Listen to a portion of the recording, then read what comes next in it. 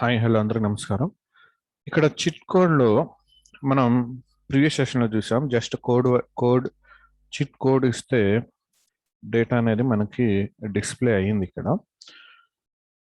And పలానా chit code వాళ్ళు పలానా మంత్లో ఎవరెవరు పే చేశారో ఇంకా ఎవరెవరు పెండింగ్ ఉన్నారని మనకు తెలియాలంటే దాన్ని ఎలా సార్ట్అవుట్ చేసుకుంటామనే చూద్దాం. సో ఇక్కడ చూడండి, చిట్ కోడ్ అండ్ మంత్. ఇక్కడ నేను మంత్ అని ఇచ్చాను. సో ఈ మంత్ కూడా మనం కోడ్ అనేది ఇద్దాం.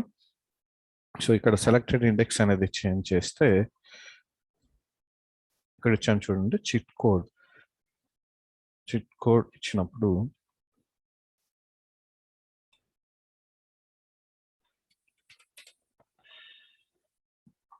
సో దీనిలో ఇక్కడ చిట్ కోడ్ అన్నాం కదా, అది సెలెక్ట్ చేసి ఉండాలి రేడియో బటన్ అనేది. అండ్ నెక్స్ట్ థింగ్ ఇక్కడ సెర్చ్ అన్నాం కదా, దాంట్లోకి వెళ్ళాం.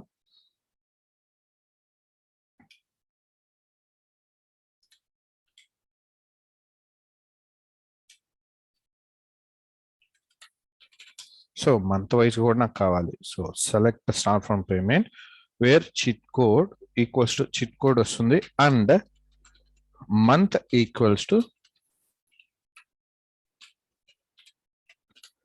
The start month. సో మంత్ని కూడా బేస్ చేసుకొని నేను ఇవ్వాలి కదా,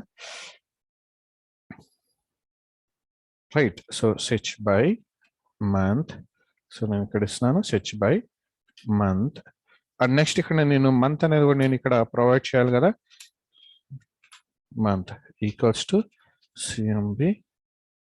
సో నేను డైరెక్ట్గా కాంబో బాక్స్ అని ఇచ్చాను. Combo box 1.text.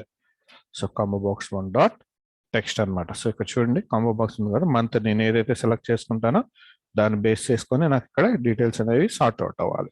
సో ఒకసారి రన్ చేస్తున్నాను చూడండి. ఎందుకంటే ఎవ్రీ మంత్ మనకి ఇక్కడ ఆపరేషన్స్ జరుగుతాయి కాబట్టి మనం దాన్ని బేస్ చేసుకొని సెర్చ్ చేసుకోవడం అనేది బెస్ట్ ఆప్షన్.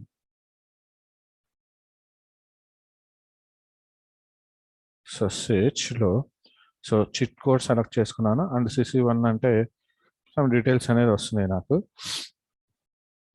అండ్ నాకు 7th మంత్ అంటే 7th మంత్కి సంబంధించిన డీటెయిల్స్ మాత్రమే రావాలి.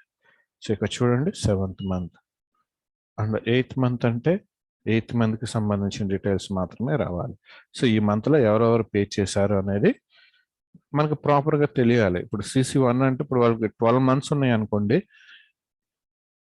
Number of months. మనం కోడ్ సెలెక్ట్ చేసుకోవడం వల్ల ఏమిటంటే 12 × 12 144 రికార్డ్స్ వచ్చేస్తాయి.